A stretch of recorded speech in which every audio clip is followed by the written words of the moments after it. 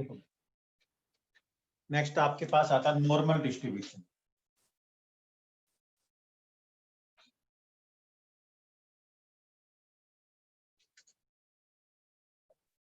Normal distribution, ठीक है, ठीक है। नॉर्मल डिस्ट्रीब्यूशन की बात करें, नॉर्मल एक कॉन्टिन्यूस डिस्ट्रीब्यूशन है। आप उसका पीडीएफ क्या रहा, F of X is equal to 1/√2π, B under root के अंदर नहीं है, E raise to power -1/2 X minus A by B का स्क्वायर, ये उसका पीडीएफ है बेटा। और जो एक्स की रेंज है वो -∞ टू ∞ है और बी आपका पॉजिटिव है। एक्स की जो रेंज है वो -∞ टू ∞ है और बी आपके पास क्या है, वो पॉजिटिव है। अब क्लियरली अगर इसी कंसेप्ट को याद रखें तो एफ एक्स मेरा सारी पॉजिटिव वैल्यू लेता है। जब बेटा बी भी पॉजिटिव है, √2π भी पॉजिटिव है और एक्सपोनेंशियल तो हमेशा पॉजिटिव होता है, तो क्लियर कट पहली कंडीशन एफ एक्स हमारा पॉजिटिव रहेगा। दूसरी कंडीशन क्या आती है, अगर हम इस बात का इंटीग्रेशन करें, इस बात का -∞ से लेकर ∞ तक फंक्शन का इंटीग्रेशन करते हैं, तो इसका मतलब क्या रहा, that is -∞ to ∞ 1/√2π into B,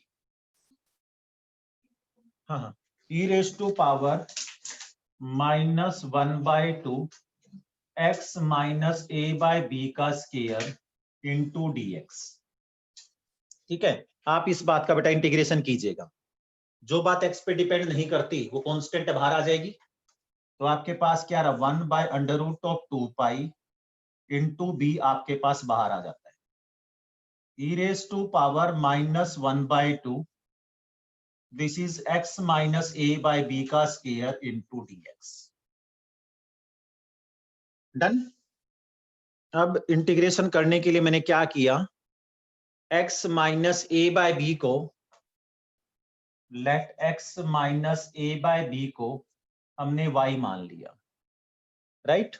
इसका मतलब x minus A is equal to B Y. जब हमने डेरिवेटिव लिया तो dx की वैल्यू क्या रही, b dy हो जाती। आप सारी बात पुट कर दीजिएगा, 1/√2π इंटू बी, लिमिट में कोई बदलाव नहीं आएगा। अगर आप x में इन्फिनिटी डालते हो तो y इन्फिनिटी हो जाएगा, जो -∞ डाल दो ये चीज, e की पावर में -1/2 ऑफ y स्क्वायर हो जाएगा और dx का मतलब क्या रहा, b dy हो जाएगा, राइट। और ये बेटा b से b कैंसिल हुआ, कांस्टेंट है, और ये रहा √2π लिमिट -∞ टू ∞, e की पावर -y²/2।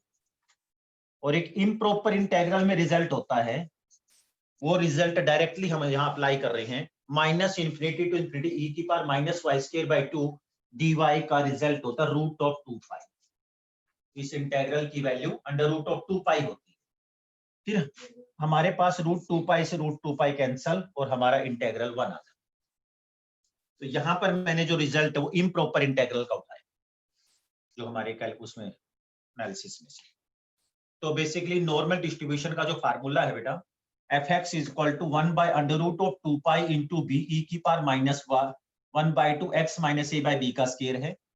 दो बातें होती पीडीएफ की, एफ एक्स आपका पॉजिटिव रहेगा और उस फंक्शन का -∞ से लेकर ∞ तक के इंटेग्रल का जवाब हमेशा क्या आएगा, वो 1 आएगा।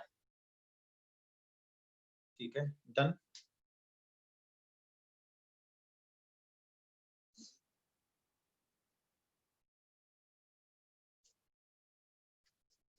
नेक्स्ट देखिएगा, properties of normal distribution. Next आपके पास है properties of normal distribution.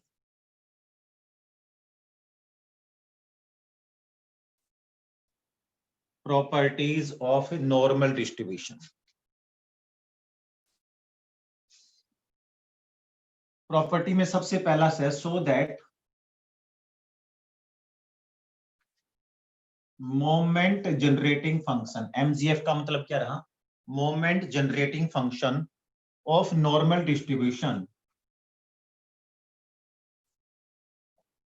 Moment generating function of normal distribution is e की power at plus half b square t square.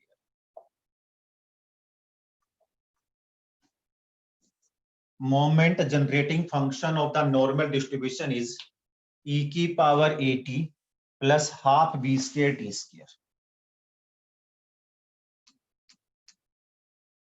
ठीक है, अब मोमेंट जनरेटिंग फंक्शन का फार्मूला क्या होता है, एक्सपेक्टेड वैल्यू ऑफ e की पावर में tx, ये मोमेंट जनरेटिंग फंक्शन का था।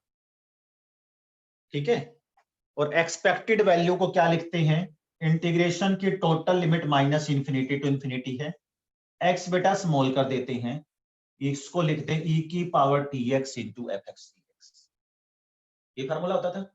एफ एक्स आपके सामने पड़ा है, that is minus infinity to infinity e की पावर में tx 1 by under root of 2 pi, b पे वो बात नहीं, e की पावर में minus 1 by 2, this is x minus a by b का स्क्वायर का integration with respect to x, right.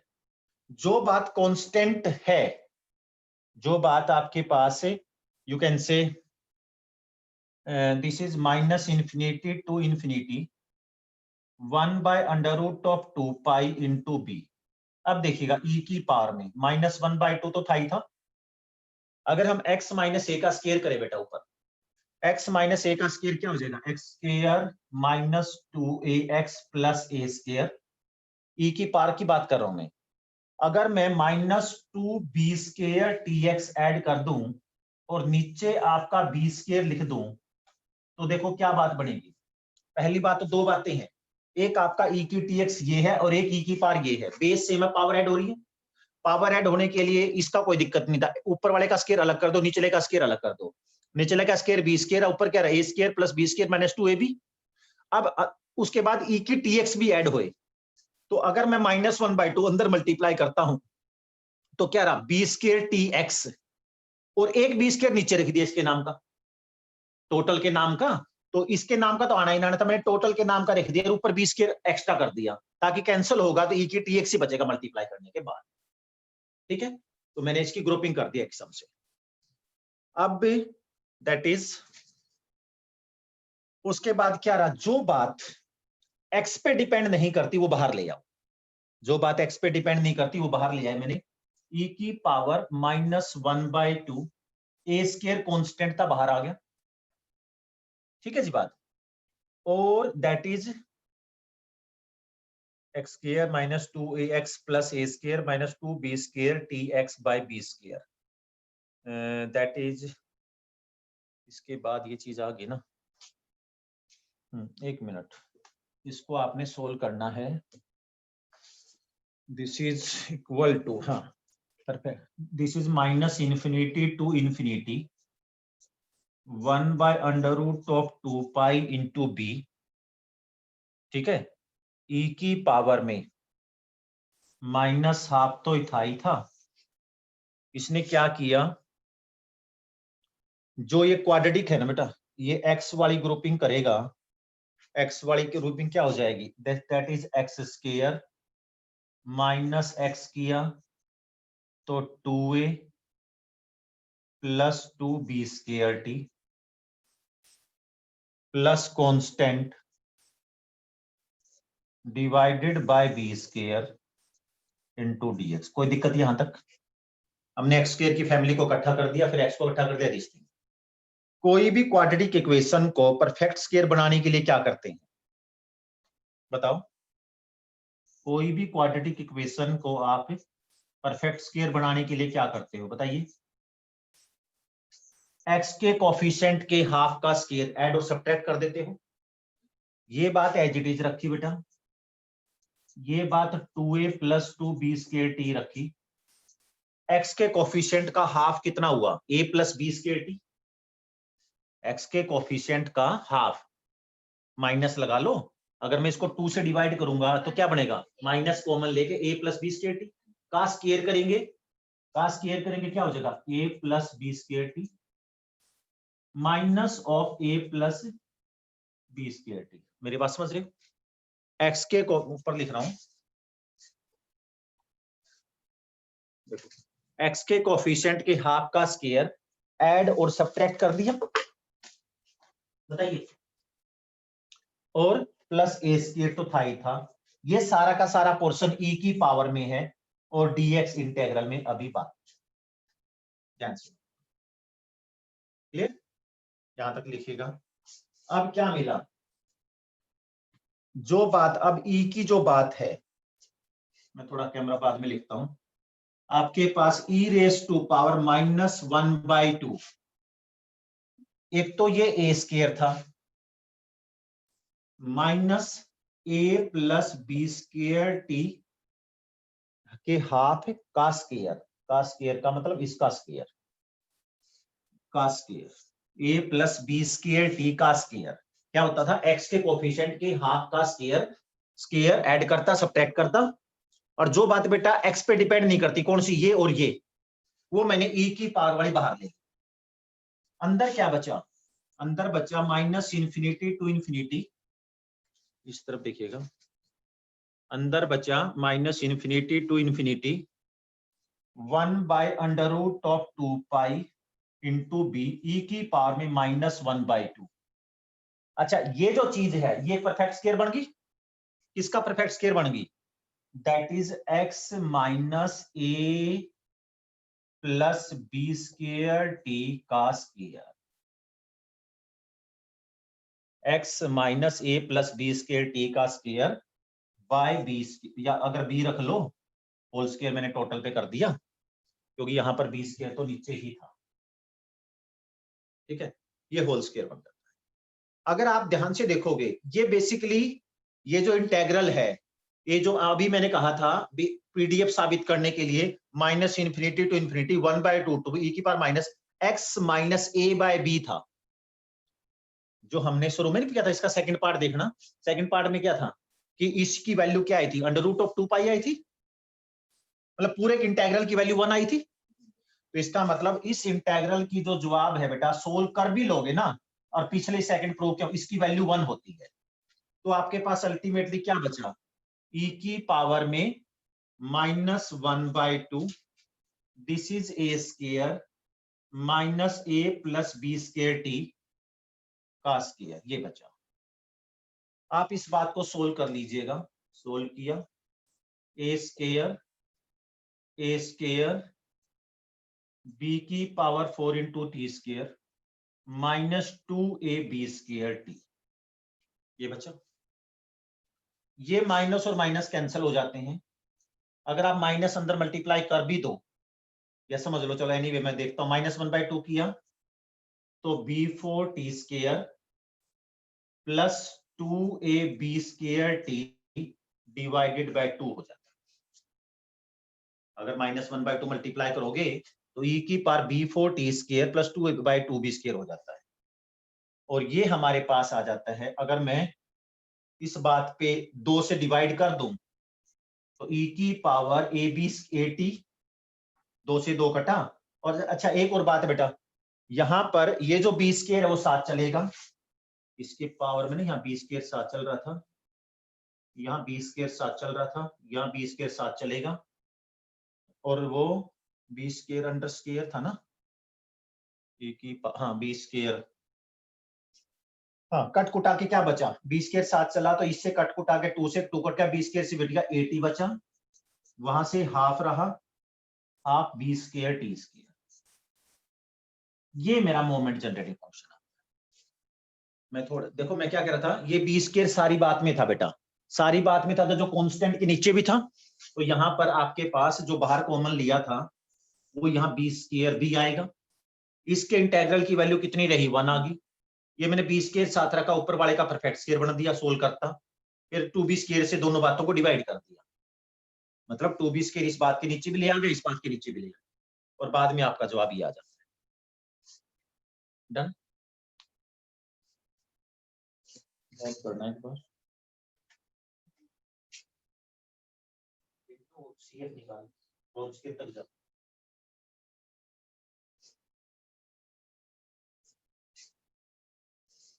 Done, note कर दिया।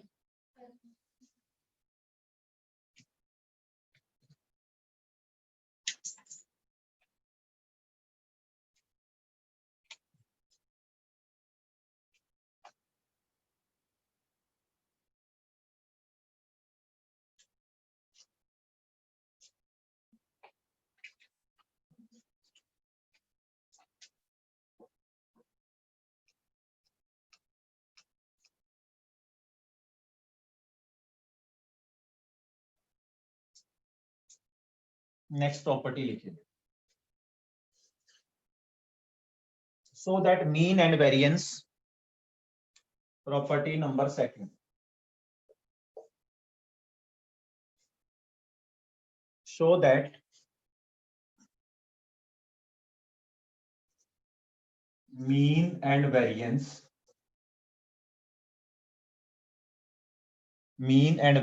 of normal distribution is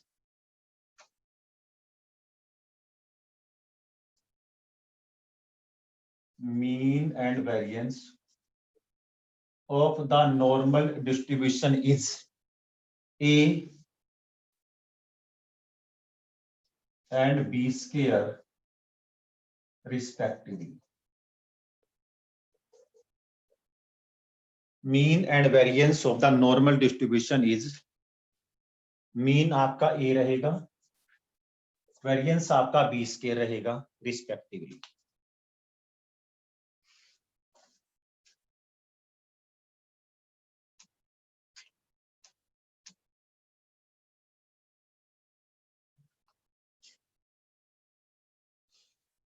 ठीक है, solution wise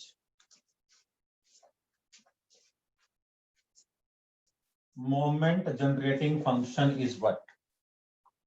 That is e की power at plus half b square t square होता है, ये फार्मूला है। Moment generating function of normal distribution is, ये बात, ठीक है। उसके लिए मीन के लिए क्या करते हैं, उस फंक्शन का पहला डेरिवेटिव निकालते हैं। पहला डेरिवेटिव क्या रहा, ये बात as it is into angle का derivative with respect to T, तो ए टी का क्या आ जाएगा, A plus B T square, ये बात है, 2 से 2 कटा, राइट। उसके बाद हम क्या करते हैं, उसके पहले डेरिवेटिव में टी की जगह 0 डाल देते हैं मीन के लिए विथ रिस्पेक्ट टू टी, या फिर बी स्क्वायर टी आएगा, ए प्लस बी स्क्वायर टी। अच्छा बेटा, टी में 0 डाला, ई की 0 1 हुआ इनटू ए, तो therefore mu is what, that is called mean, m dash at 0 is equal to a. ये मेरा पहला काम है। मतलब ये तो ना प्रॉपर्टीज का तो बड़ा फायदा है, सारी ना एक ही तरीके से चलती है बेटा, है ना। उसके बाद निकालना है आपने double derivative, m double dash at 0, इसको आपने पहला फंक्शन मान लेना है और इसको आपने दूसरा फंक्शन मान लेना है। First as it is e की power at plus half b square t square, first as it is, second का derivative with respect to t is b square, plus में सेकंड एज इट इज पहली का derivative, पहली का derivative क्या रहा, e की power at plus half b square t square, वो आगा a plus B square. Clear, first as it is second का derivative plus second as it is आपके पास पहली का डेरिवेटिव, कैलकुलेशन देखते रहना बेटा। ठीक है, टी उसका रहा, टी के ए रहा और उसका टी 2 दो कैंसल, बी स्क्वायर टी रहा। अब हम क्या करते हैं, सेकंड एट टी रहा, अब इसमें क्या रहोगे, डबल डेरिवेटिव में टी की जगह आप 0 पुट करोगे। टी की जगह 0 पुट किया तो ई की 0 1 हुआ, ये मेरा बी स्क्वायर रहा। टी में 0 पुट किया तो ये आपके पास ए, और ई की 0 1 और यहां भी ए, तो ये हमारे पास आ जाता है ए स्क्वायर प्लस बी स्क्वायर। तो देयरफॉर वेरिएंस क्या होता है, वेरिएंस को क्या डिनोट करते हैं बेटा, sigma square, variance is sigma square. उसका फार्मूला क्या होता है, m double dash at 0 minus of m dash at 0 का स्क्वायर।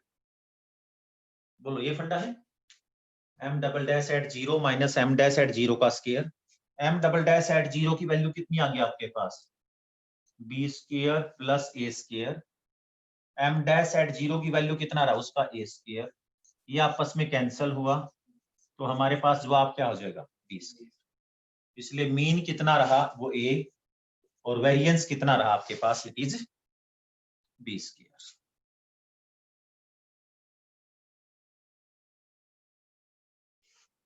डन। अगली प्रॉपर्टी देखिएगा,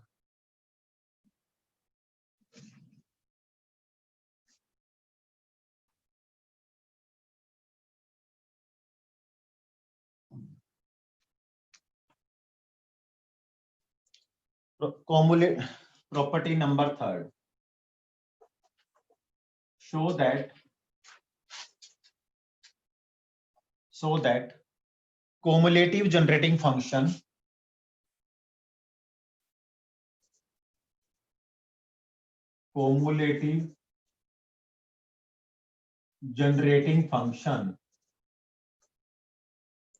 of normal distribution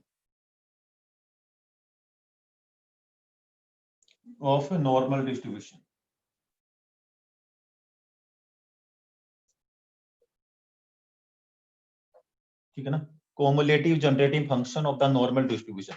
बहुत सारे cumulative generating function मैं बता आपको ना, मतलब जैसे first component, second component, third component ऐसे निकालने हैं, वो मैं बता रहा हूँ आपको, बोलने का बहुत सारे हैं। अब देखो, हमें पता है इसका सॉल्यूशन, कॉम्युलेटिव जनरेटिंग फंक्शन को हम केटी बोलते हैं, और उसका रिलेशन मोमेंट जनरेटिंग फंक्शन के साथ क्या होता है, लॉग के साथ, that is equal to log of moment generating function. अब log moment generating function exponential क्या क्या होता है, ई की power 80 plus half b square t square, ये बात होती है।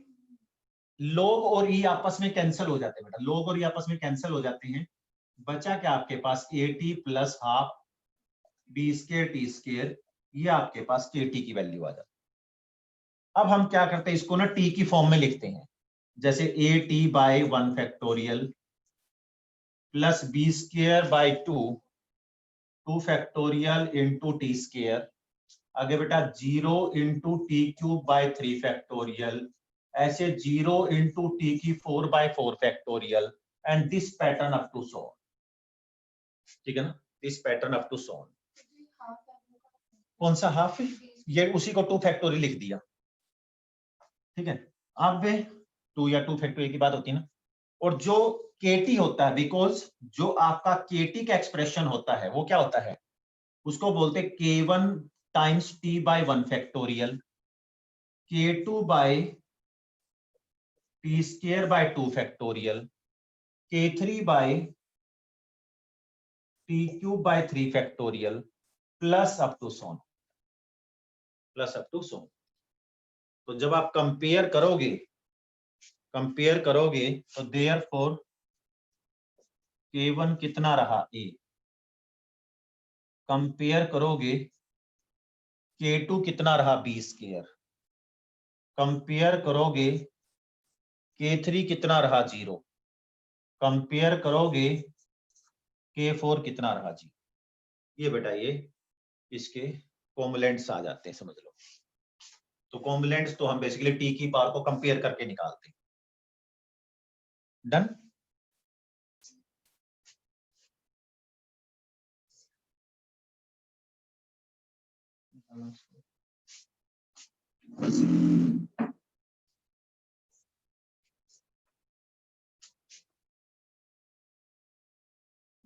नेक्स्ट लिखिए बेटा, property number 4।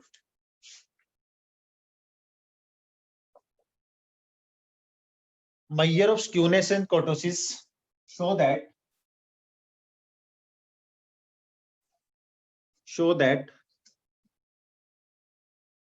measure of skewness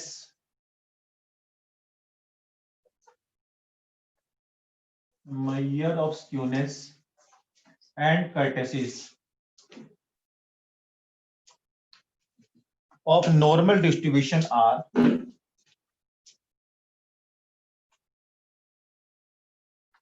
of the normal distribution are 0 and 3.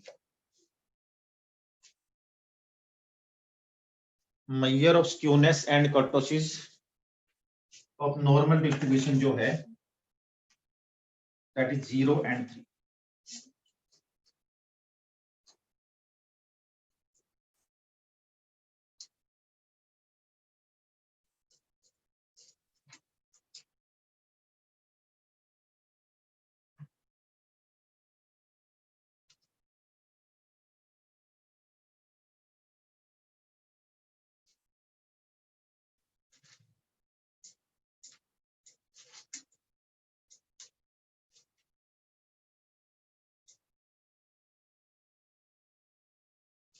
ठीक है,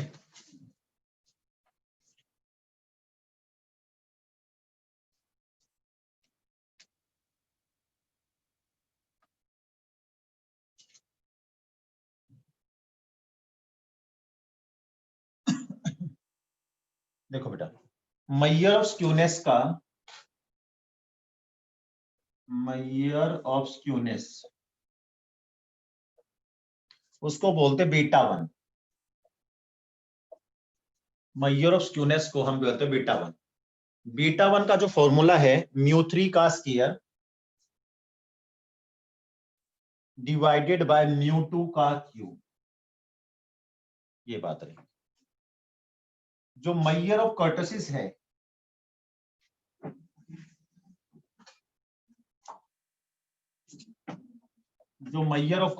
है उसको हम बोलते हैं बीटा 2। उसका फार्मूला है μ4 बाय इट इज μ2 का क्यूब। अच्छा, स्केयर μ4 बाय μ2 का स्केयर, ये फार्मूले स्टैंडर्ड ही हर जगह ये चल रहा है बेटा।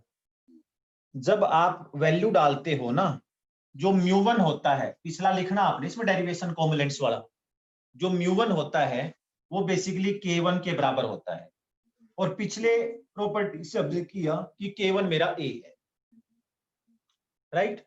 μ2 जो है बात है वो आपका k2 के बराबर है, और पिछली प्रॉपर्टी से k2 कितना निकाला कि वो b स्क्वायर है। और जैसे जैसे हम उससे आगे जाएंगे वो हमारा क्या हो जाएगा, 0 हो जाएगा। μ4 का फार्मूला होता है, स्टैंडर्ड फार्मूला ये k4 + 3 k2 स्क्वायर। k4 तो हमारा 0 है, और जब हमने इसकी वैल्यू निकाल ली b स्क्वायर के स्क्वायर की, वो 3b4 आ जाता है। ठीक है, तो हमने ना सारे μ1 μ2 μ3 μ4 निकाल लिए। अब आप स्क्यूनेस में क्या करोगे बेटा, बीटा 1 में वैल्यू डाल दोगे। μ3 क्या रहा, 0 बाय समथिंग क्या हो जाएगा, 0 का स्क्वायर बाय b स्क्वायर का cube, 0 by something that is equal to 0। ठीक है, एंड बीटा 2 की बात करो, बीटा 2 कितना रहा, इट इज μ4 कितना रहा, 3b की पावर 4 बाय μ2 का स्क्वायर b की पावर 4, ये आपके पास 3 रहा। और यही मैं प्रूव करना था बेटा कि measure of skewnesses and kurtosis of this is equal to this thing।